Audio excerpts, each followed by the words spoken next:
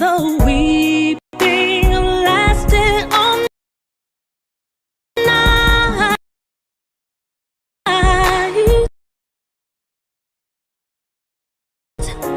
I know that joy comes in the morning light. So I march on to a new song, 'cause I've been marching that old one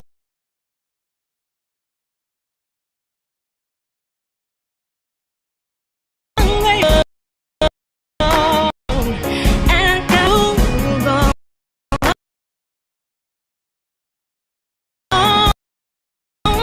And take new steps every day, 'cause I know there is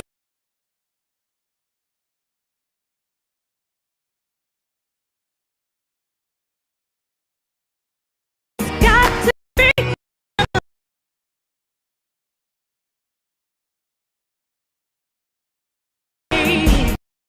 and I'm proud day.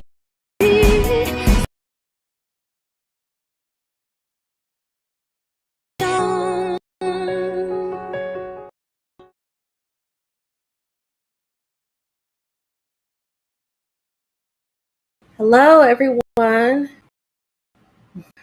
Welcome back to Pure Life. Happy New Year to everyone. We took a little and forgive us for working out some technical difficulties because we are working a new platform. So bear with us. Anyway, for those of you that have watched the show before, that we first deal with our sponsors. So, a word from our sponsors first.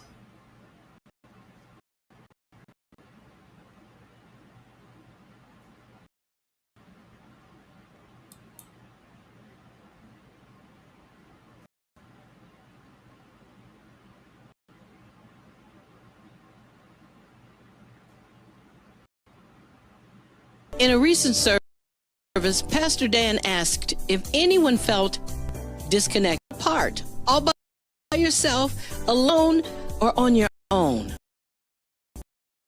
Realizing too many people in our community and even in our churches feel disconnected. In our CF stable, and now we've added an online community access, so we consider that connecting people can be messy. Sometimes we have conflicts, transportation and mobility issues, just feeling too tired to travel. Our life group session, life application of the friend. This online life group is hosted by Dr. Margaret Jamal, who truly enjoy exploring life in God's Word. So we invite you to belong. Join the newly launched CF group today.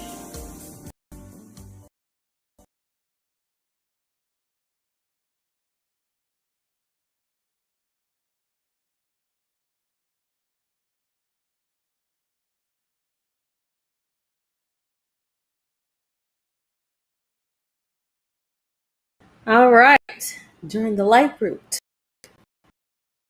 Okay, and you know about my other sponsor, Posh Women's Apparel.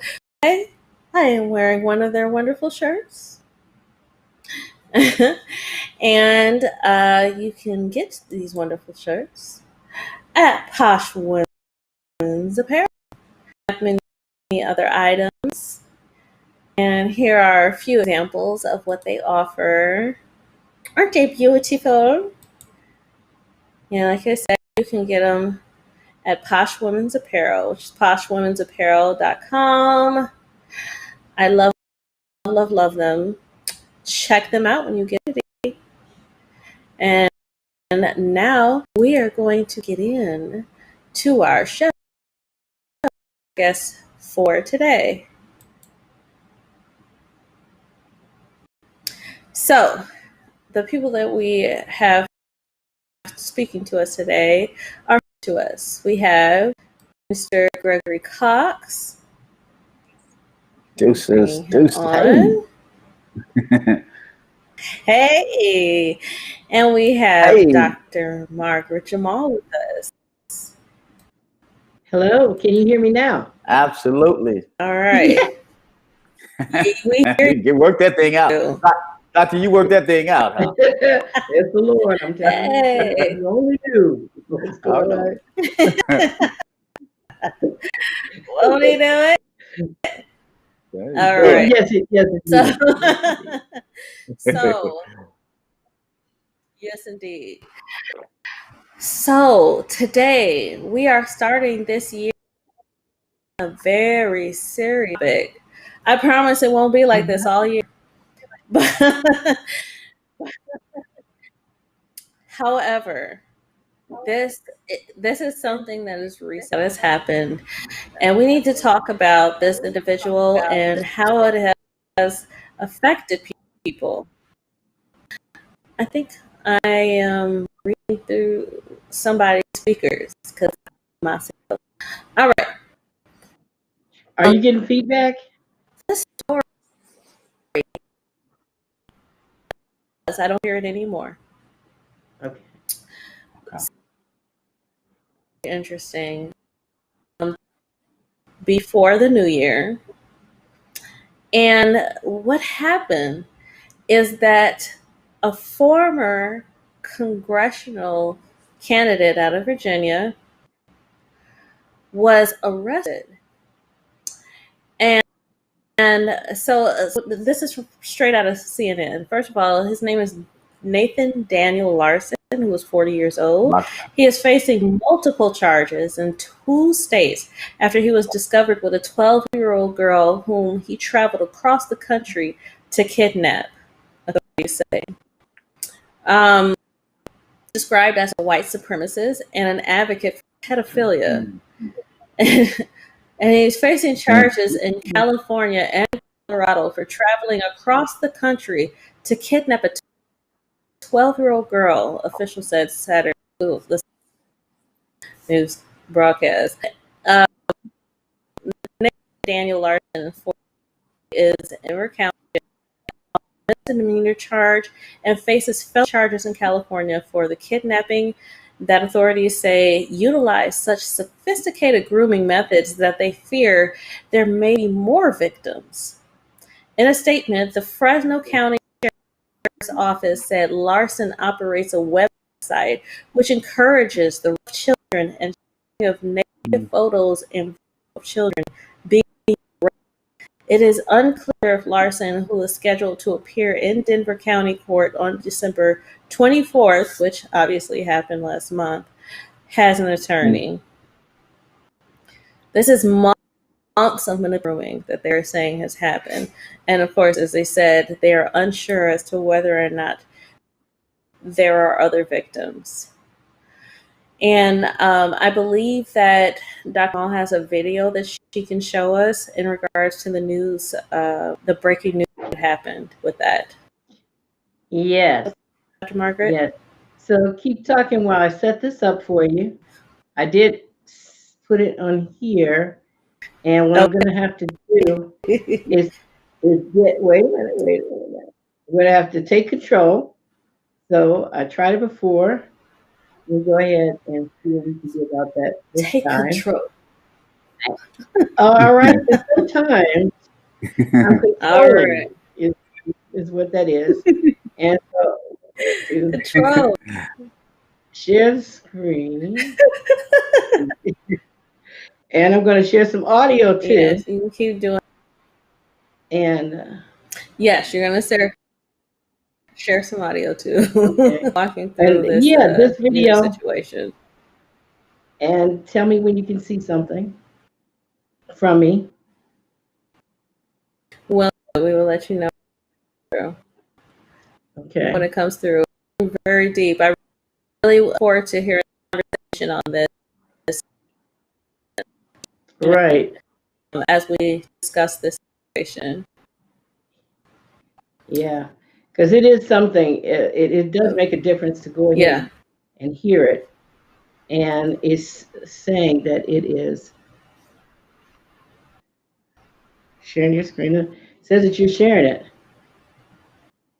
What do you think? Okay. It says I'm sharing You it. see this? Lot of detail. You tell something different?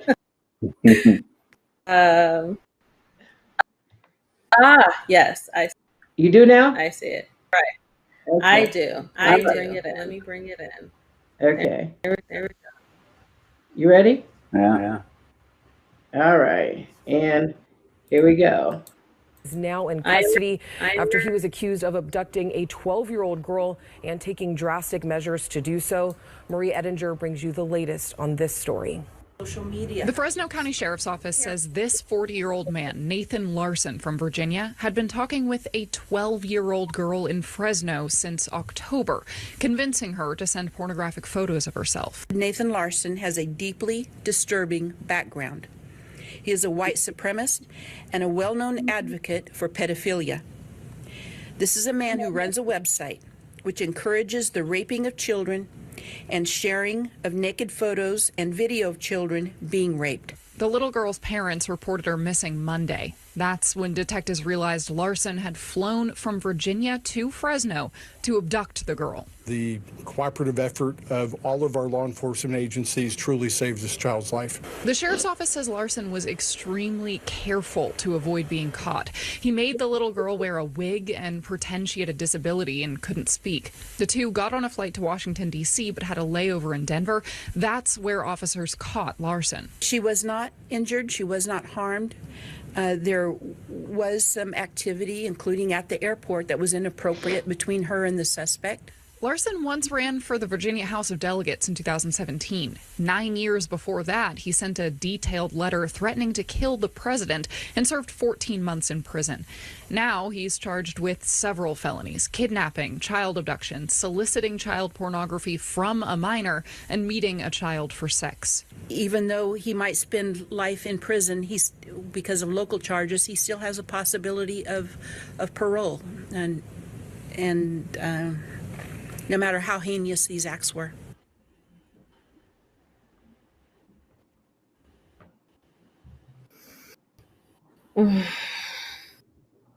Goodness, my goodness. I'm returning control. First of all, I want to point out the look. They showed him the shot. But let's look at this. This is the same person. Looks like anyone. He looks trustworthy. Looks like a great guy. And the one to the left looks menacing. It just shows you can't judge a book by its cover. So one of the things that I want to address is what led, please forgive me, this is not me thinking, this is just like so outrageous to me that I can't believe what happened. So let's address what led up to this situation and the grooming of this young lady.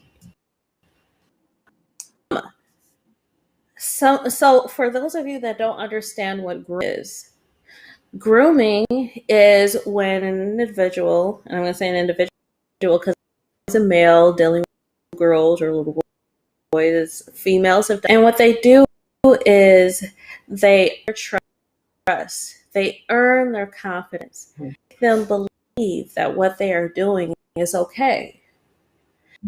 Then they make them develop feelings. They bring them in and make them feel safe. So what happens is it becomes them into the world. Because then that child is like, well, you don't understand. You don't understand what we have. You don't understand our, and I know what this is, and I understand it thoroughly because it happened to me. Okay, so what I would like to hear from us is how do you think this is a, because this young lady had parents. And I would like to start first with you, Greg, and then I want to with Dr. Margaret. So first of all, let me say that thank you for having me on your show again. I'm definitely honored to come back to your show, and I want to also mention about the life group. The life groups are I'm really a fan of groups and life groups, period, because I think we can make a great impact with those life groups, and sometimes rather small. A lot of information can be shared in life groups. So I'm an advocate for groups. I still attend a 12-step group that I been attending for years, for over 30 years. So that's important. So to your sponsor, that's important. Great. And so you mentioned about what I think the question was about how do I think he groomed, or what was the question again, Asia? I want to know, how do you think he was able to groom her, even though she has both parents involved in her life? You know, that's a good question. I don't know. I think one of the things that stuck out to me, I was wondering if he was a white supremacist, was that child of another race, right? Because that's what kind of stuck out to me, is that if he's a white supremacist, I just don't see him doing it to a little white girl, right? So that's kind of stuck out to me. I don't know. You know, children's minds are fragile, like sponges. They can, we can promise them, the moon. I remember being at home with no matter what my dad did, he was my hero. The damage and the scars and the fracture that he did, he was still my hero, because I was a kid and I was a sponge and I was attracted to him, period. And so I think manipulation, we can manipulate kids. You can promise him something. He probably maybe threatened threatened her parents, threatened the one that she loved, and made her think that it was okay and she was coming back. I mean, I don't know. That's just listening to that, and listening to a grown man manipulate a 12-year-old. My granddaughters is 11 and 14. So just hearing that, they can be manipulative, right? With money, with things. And especially if she didn't have a lot. If her household didn't have anything, and he's promising her that he's going to make sure that the parent is taken care of, make sure that she's taken care of, alone. I wonder, did he even have to threaten her? Because it don't even sound like too much that he really had to do a lot of threatening. It looked like it was more of a promising you this, and I'm gonna give you that, and I was just amazed when I read the article that she went to the airport, I think it said that she snuck out of the house to meet up with him in order to get to the airport or something like that. So I was amazed at the whole issue around the 12-year-old. But 12-year-olds are intelligent. You got some smart 12-year-olds. So it's obvious he knew what he was doing and he knew how to do it. When I seen the two pictures, I seen him. When I seen the younger him and the older picture, to me, he looked like a white kid that was manipulative, that probably got everything he wanted, and can get his way. When I was younger, we called, you trying to get your way, or you want your way, and so he looked like there was a spirit upon him, to me, that he looked like he was able to manipulate, and he's always done it. And so to me, it looked like that he's been groomed for that for years. And the question that I have is that if he was able to groom her like that, who groomed him? Right? Who groomed him and how long he was groomed in order for him to do it. And the article said that when the police came to his house, his father assaulted one of the officers. That told me something about the father, right? That told me something about him, that he was defending his child, right? Of course, we're gonna defend our child whether they're right or wrong. We're gonna defend them, but that kind of said something to me when I seen that he was, you know. So I would wonder, you know, if he groomed her like that, who groomed him? And he's been doing that for a long time. That's what I see. So yeah, I think it has something to do with promising That's her. some interesting points. Yeah. Okay, Dr. Margaret. Well, you have I would say that what I have found is that in many situations, the young people that are targeted are people who are made to feel isolated, unappreciated, and like a misfit, like they don't belong. So what the groomers do is make them feel special and say that you do belong. They tell them things like, people don't understand you. Only I understand you. I'll protect you. Make them feel special, make them feel wanted. They build a relationship with them where they somehow, even though they don't want to, they become dependent on them for that relationship, for that feedback, for that attention that they're not getting from other people. And what they also do is they further isolate them by telling them what's wrong with everybody else. Your parents don't love you like I do. Your parents don't understand you. Your friends don't understand you. You're special. What I can do is I can bring that out in you. I can make you feel special. At the same time, even though young people, like as he indicated, she's 12 years old. So there was something in her that gave her a sense of, this isn't right. So the other thing that groomers do is build that sense of shame in their victims. So that it's like they've gone too far to, they don't want to tell because they've made them feel responsible. Yes, they manipulated them. They made them feel responsible. They made them feel like though they were partners in crime, so to speak, without it seeming criminal. So they knew it was something wrong. They knew it was something bad. And then the other thing that groomers do is that they tell them that if you tell, then I'm going to get in trouble and you're going to get in trouble. Yeah. And in some situations, as he indicated, as Pastor Greg indicated, they also may even threaten the family and say that I'm going to hurt the family and I'm going to hurt you.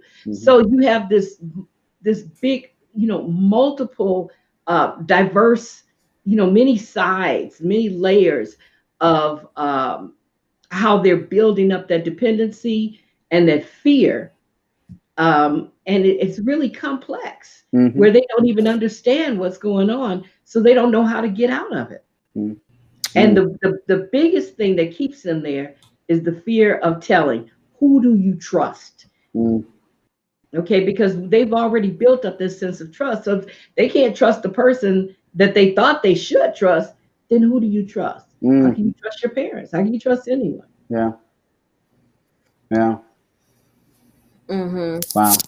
That's a good point. I'm going to read a little bit about really how this started. Okay. Absolutely. You're right. It has multi-layers. And CNN actually discusses about that. It says, Larson met the girl who lives in Fresno on social media in October, the sheriff's office said. Through 2 months of manipulation and grooming, Larson convinced her to send him pornographic images of herself. She said, last week, and of course this is in regards to what's posted, he was no and pursued her out of her house around 8 p.m. Monday. The statement said, and then used a rideshare company to take her to the airport. Larson altered the Okay. girl's appearance with a long wig and told her to act as though she was disabled and unable to speak so that she would not speak with anyone while they boarded a plane. So it started off with social media. So what is it that's happening on social media that allowed him to groom this child? And curious as to whether or not parents recognize was are on social media, because there is actually an age limit. At 12 years old, she's actually too young to have a social media account. Good point. For reasons they don't know how to handle themselves. So she Right. lied about her age to get on to social media, and then after that, But now she's on social media and she's now dealing with a predator. And I know this predator is a child because no 12-year-old looks like an adult. And somehow makes her feel comfortable. How do we deal with that as parents? All of us on parents. How do we deal with so that as how do we keep our children from falling prey to something like this on social media? so if I can jump in, you're absolutely right, and that's exactly what I was going to talk about, the parent role in all of this too, because social media or a phone or devices now have became the babysitter. Not only have it became the babysitter, but all of the activity when I was coming up, they called punishment. You on the punishment. You on the punishment. You on punishment. You can't go outside. You can't have no company. You can't go to the game. You can't do none of the fun stuff that you used to do. So all of the activity that we used to do to have fun, it's on these devices now. It's social media is considered to be the activity that we used to do when I was a kid, and we used to get on punishment. And so also the device is given to the kid as a babysitter. So in order, as a parent, you leave me alone and you get on your device and you leave me alone. And you go, you got a phone at 12 and you got a phone at, because let's face it, kids are not playing with toys no more and doing the things that kids used to do at that age no more. It's not happening. And so you're right, Asia, when you talk about, okay, where the parents are at and how are they monitoring the child and what the children is doing. I'm not going to beat up on parents because in my days, I wasn't a good parent. I did some things I did wrong. I'm healthy enough, healed enough to be able to say that I was wrong and it wasn't fair, that some of my parental guidance wasn't appropriate in terms of me getting drunk, coming in, intoxicated, spending all of the money and things like that. So some of my parental guidance wasn't. So I'm not here to bash parents, but when we look at the parents, the different age group of the parents and the age group of the children, if you have a 12-year-old, it's very well possible that the parent may be in their 30s, maybe 31, who's still trying to have fun, right? At 30, they still, and the grandparent is 50, right? So when we look at the age group now, so I would question the age range of the parent and what are they doing, or are they not being educated in order to educate the child? So I would really want to have the discussion as well. How do we encourage parents to educate you about what your children are doing on these devices, because they can be manipulative. They can manipulate the kids and say, look, I'm gonna buy you this game. I'm gonna put you some money in. My granddaughter, and then I'm gonna let you go. That minister part just came in, just kicked in, right? But my granddaughter told me she was playing a game on social media, and you had to buy the coins, or you had to buy the coins in order to get to the next level. And she got so much money in the level until somebody manipulated her and took all of the money, and she never knew the person who it was on social media, right? So I told her dad about it. I told her dad about it, and so he's monitoring what she's doing right now, right? So I think it has something to do with how do we educate the parents, because they probably were some good parents. Work, come home, pay the bills, pay the expenses, and gave her everything she wanted. Because nowadays the kids, they got their own room, they got the TV in their room, they got their own phones. So yeah. I would also add, and I definitely agree with you. I think those are some very good They do have a lot. Yeah, thank you. At the same time, that the children, when they do feel isolated, there is still someone that has access to them. And so typically children learn about social media from other children, not from parents, but from other children. And often that exposure comes from school. And so what I remember in school is that the teachers would teach them about how to connect to the internet, how to use social media for research purposes. Let them know, like you said, you're supposed to be a certain age.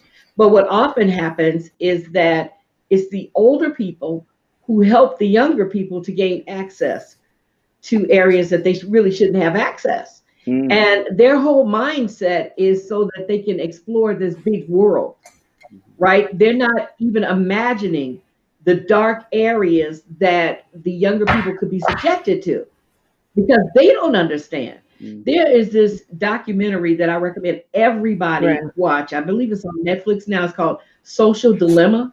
And it actually talks about how social media is used to manipulate the minds of not just the young people, but also older people.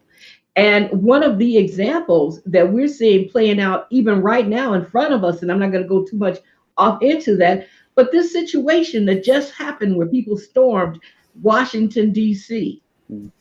And the experts there in social media have just said, okay, so the president no longer has a Twitter account, because they realized how powerful that social media venue was in getting people to do the unthinkable, the unimaginable. And what happens with the social media is that people can feel special, but at the same time feel anonymous. It's a very interesting phenomenon, is that you could sit behind the camera, you could sit behind whatever identity you created for yourself, and then be whatever it is that you want to be, or in the case of this mob, and in the case of this groomer, whatever they say you are. And then you begin to personify this, this new personality. What I'm saying is, I believe that he used social media to help build a personality in her, that she became this person that he wanted her to be, because he had this ready access. That's what they were saying about the president. He had this ready access where, in the morning he was in their heads. In the evening, he was in their heads. And so this groomer was probably doing the same thing with her. But then you said, where are the parents? The thing is that the parents are not imagining that there's this sinister, diabolical exchange that's going on with their child. You just don't imagine. And even if you have an idea about it, you want it not to be so. Right. And I think that that's part of it, is that the parents just are unaware. And I do think that programs like Social Dilemma could help open their eyes to that. But I think that, and shows like the one that you're having now, Asia, which I appreciate you doing this, and I appreciate Pastor Greg and being involved, is that these shows in some way can help open the eyes of parents and at least get them to look at the potential harm that could be occurring with their own child. And when you get a chance, I'd like to address that question that one of the viewers posed as well. Go ahead. Thank you. Yes. So the question that was posted, he said, I wonder if the parents asked him to watch her at one time, which led him to take advantage. I would answer no to that, simply because of the circumstances around this particular story. It says that he came to her through social media. He had to fly to her to kidnap her. So it doesn't seem like a situation where he had a relationship with the parents. He crept in under their radar, fortunately. One of the things, though, that I want to look at is where he started and how he was able to still be free. Let me explain. So, of course, I looked up this individual, Nathan Daniel Larson. Nathan Daniel Larson. I want you to remember that name just in case he comes free, because just like in that news broadcast, they're saying at some point he is actually going to be eligible for parole. This is unfortunately not something that will probably keep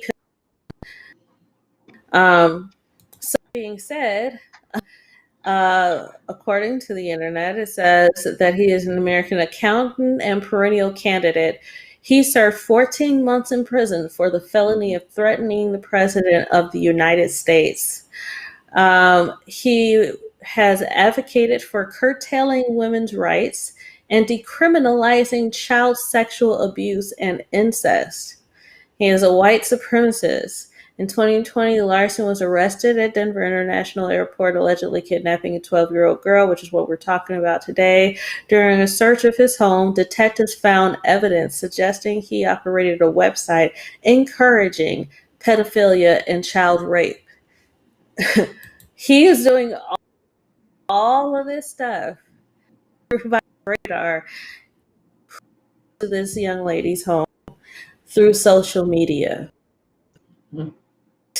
And wow, he was already arrested for in regard to the United States. I would have thought during their investigation they would have found all of these things.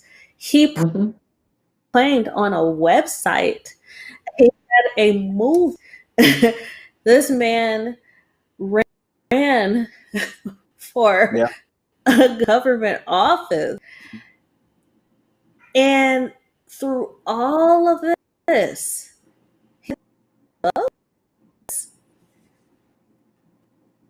he still was able to creep into the home of this young lady and groom her and make her think it was okay. How do we stop that from happening? How did it get this far? You know, help me understand it. How? As you was talking, I was thinking about What are your thoughts, Minister Cox? One of the things I was thinking about as you was talking was when we talk about white people having white privilege, right? And so we probably got away with a lot of things because of the white privilege. And so when I think of him and think of getting away with some things or things like that, I think about the white privilege that he may have got away with some things and some people overlooked, versus if it was somebody else, they would have been right on top of it. So sometimes you can overlook it because of the person or because of the way they carry themselves. And so it can be overlooked that, you know, this is really damaging because of the status of the person or the position of the person, or not only that, the family of the person. because he probably could have got away from a lot of things because of his family lineage, meaning his father was involved in political. So you know how sometimes you have those Caucasian or white families where as though the father is in politics and the kid is acting up, and they hit the kid on his hand and he keep acting up, and they keep hitting him on his hand again, and he keep getting away, and he just constantly getting away with something because of who his father is, you know. So that's what I think about when I think about him getting away with certain things and him able to manipulate a child like that. Again, I'll say it again, that was not his first time, and he's been doing it for a while. For him to know to get that girl a wig and to make her think that, have her to say that she was sick and that she couldn't speak, premeditated. Can I say something too? Like you talk about how that happens in the government. What is happening now as we're seeing all of this unrest happen in our government is that you're seeing that there are more people who have actually been voted into office that have issues themselves. Good. It's good. You know, it's good. Yeah, and that's how they're getting away with it, is because they have somehow risen to positions of power themselves. And we who are voting them in are looking at maybe even seeing the signs, but because of, I don't know, it's like we are these people that lift up people of, if you have money, if you have any kind of stature, then somehow you are able to get away with things. Somehow people treat you as if you're better than anyone else. And it's a mindset, and the scripture talks about it, where they call evil good. Evil good. Right? And they let people have a pass on that. Mm-hmm. And I think now that you're saying that, and you mentioned it about the church, I think that the church has had a tremendous role in not being the conscious that we're supposed to be for the public. Yeah. Not pointing things out. And actually, the church, I think, has set the example of allowing people who are not doing the right thing to still have a place of position. Right. For example, people who are giving the biggest donations, and then the whole church knows that behind the scenes, this husband is beating his wife and terrorizing his children, but he's a major donor, so nothing is being said about it. Yeah. Or this woman is doing the same thing, terrorizing her children and her husband, and nothing is being said about it because she is the one who helps raise the most funds in the church. Yeah. And I do really believe that the church has a large responsibility with how we as a society allow people in these positions to get away with criminal acts. And you're right, Doctor. And you know, another thing too, today we have more therapists. We have more of our Black African-American therapists, mainly women now, who are bringing things to the surface. And years ago, we didn't have a lot of African-American therapists, right? I'm an advocate for therapists. I'm an advocate for counselor. I'm an advocate for it. And so what we seeing today now is we seeing now that it's being exposed. Everything is being exposed now. And like you just talked about, the ignorance of the church, how the church didn't know, but that was because their forefather didn't know. Because if you remember back days, they couldn't read. They wasn't allowed to read, but they was out of preaching, open the Bible. And so some of the things that we were supposed to get from the church, we wasn't able to get it because they didn't get it. And so they couldn't give it to us because for a variety of reasons. We weren't supposed to know. They didn't want us to know. Sometimes they just don't want you to know, or it ain't important. And so you don't get it. But now today things are being exposed more so than ever now, and it can't be shut down. It can't be closed up and shut down now, because there's a demand and there's a push on the church now to do some things that they haven't done before. There's a demand on the church now to show us where the money at. Who's making this demand, though? Yeah. Say it again. Who's doing it? Who's making the demand? The generations. Okay. These younger generations. Mm-hmm. The younger people are making a demand on what needs to be done and how things needs to be done. See, I came up in the 60s, and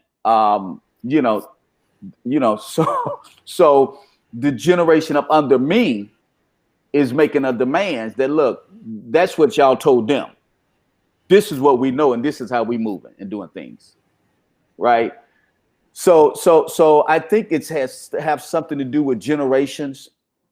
Asia, you talked about that too, handed down. When one generation handed down to the next generation. That's why I said he was given that. He was given that, like in spiritual, he was giving that spirit. That spirit was handed off to him. And so it's sad, and we have to do a better job at educating our parents. But it's a demand on us now to give it to them, and to give it to them without being cut, so that they can know what's going on in the family. Well, the other thing that, as far as how they're able to get away with this, is also the educational system that we have. Some of these people are teachers. And I don't know about you, but I've experienced that was something that I would consider abusive in the way teachers are treating our young people. And they, in some situations, are teaching them how to be abused. I have experienced in our own, like our grandchildren, teachers who were bullies, and they beat down the young people. So that makes them even more susceptible to, people who would groom them or who would abuse them. So they have very low, like the term, you hear the term low self-esteem, right? They have very low esteem, not only for themselves, but for people in general. So I believe that the educational institution has something to do with that as well. And I think that we need to actually monitor the people who are teaching our young people. It's good. It's good. So,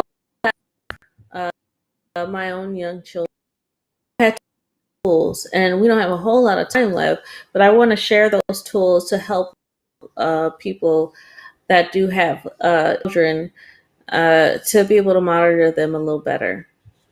So, first of all, I want you guys to know that don't know that Google allows for you to have family accounts. So allow your young children to have their own individual account, your family account, and this allows for you to online. That's one tool. There's also a Guardian app that I have placed on my son's phone. His Guardian app also tracks everything, including his text messages. It checks. It tracks where he is, his location. I can exactly where he is. I can say, "You yard by this tree." Wait a minute. Is that privacy? Wait a minute. That's not Big Brother, it's Big Mother, huh? I like it. It's good. This Big Mother, that's my. He doesn't deserve privacy under my roof. So I put that on his phone so that I can see every little thing. Particular app alerts me when there is conversation happening that is inappropriate. Anything, any word that is mentioned seems to be off. If there's a mention of suicide, if there's a mention of harming someone, if there's a mention of wanting to die, any of those things, it alerts me so that I can go and check all of that data and look at the conversations. So, we need to utilize all of the tools necessary. Yes, our children have electronics and have all these things, but there's apps that us parents use to track every movement. And try to remove it. And I'm the only one with the password. I'm the only one, and everything is various steps that he would have to go through to remove the app. So it's very, very, very good for tracking their movements. That's one. Two. Okay. Yes. Go ahead. No, I was saying I do want you to go ahead and talk about that. Two is the children. You were saying what? No, keep talking. We're in a delay. I'm sorry. Go ahead. Sure. Okay. The other thing is you have to educate the children to the. Don't just tell them this isn't safe. Someone can hurt you. You need to give them real stories, because if they don't understand how serious it is and how easy it is for some people to access them, they're not going to take you seriously. They're going to think we're over-exaggerating. Give them actual stories, just like what I just told you guys about today. They need to hear this stuff. Agreed. You know, we're trying to save our children from information, and they don't know it.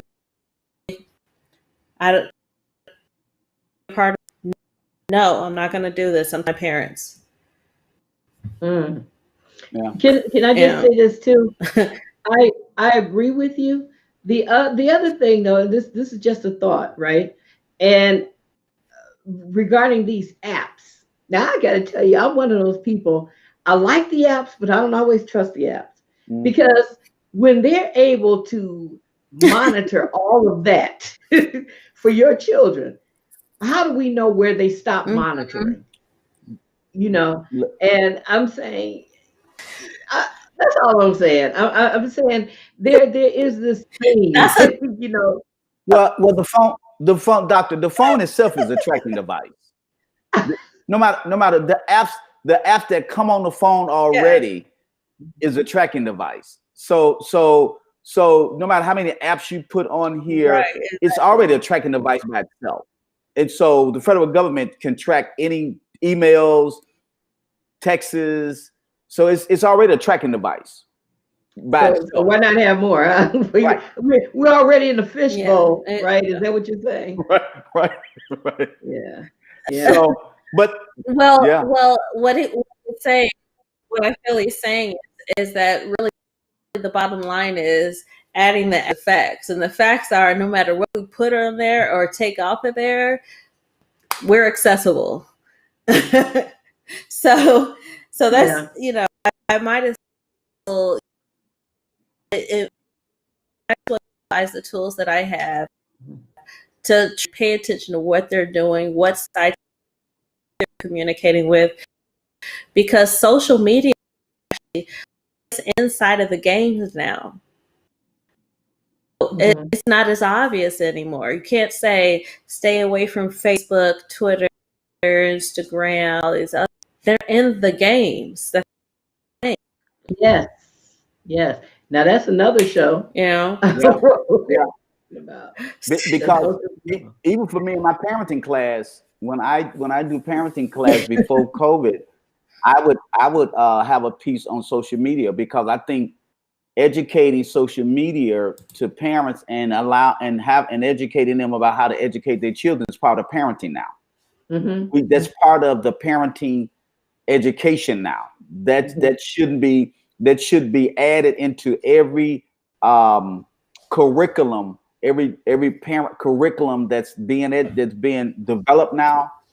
That should be part of it, because it's part of parenting now. And that's what you're saying, Asia, is that you know that what you needed to get for your son is part of your parental responsibility. Yes. Yeah. And the thing about it too, just to tell parents, pay attention. You may see that your children are being groomed, and they can start as young as kindergarten. I just want you to know that. And even older kids will let them, younger kids as young as first grade and second grade have been known to be getting groomed by people. Like I said, they're in the games now. And you can tell because they get more and more isolated. So pay attention to your children to see if you see signs that maybe they're having older or adult influences in their lives by the things they're saying and the things they're doing or the things that they stopped doing that they were interested in before. Awesome. All right. Yeah, good point. And the questions they ask. Yes, the questions they ask. Well, we have definitely reached time. And this has been a really great show. Unfortunately, we don't have time. We might do another part 2 or something because this is a pretty topic. I would encourage people to look further into this story. Again, this guy is Nathan Larson. And the reason that I encourage you to look into this story is because I want you to educate yourselves on how this happened so that you can pick up on the signs for your own. And so please check these things. Keep an eye on your children. And I know some people say they deserve privacy. I am not that parent. I feel like sure they should be able to do their journaling and all that stuff, but it is your responsibility to raise them. It is your responsibility to protect them. It is your responsibility to educate them on what to do and what to do and why. And you're not going to be able to do that if everything is private. There's no privacy in my home. No, it wasn't none in my house either. So I remember that's that. My son tried to shut the door in my house. I took the doors off the hinge, put it in the basement. Oh, wow. Well, this has been great, everybody. Okay. All right. Hey, thank you. Thank you for having me again. All right. All right. Thank you, guys. All right. Take care. You guys. We'll be back here next Friday. Remember to embrace God's perfect design, which is you. And we will see you again next week. Love you guys. Awesome. Thank you. Dr. Jamal, you and your husband have a great day. You have a wonderful day too, guys.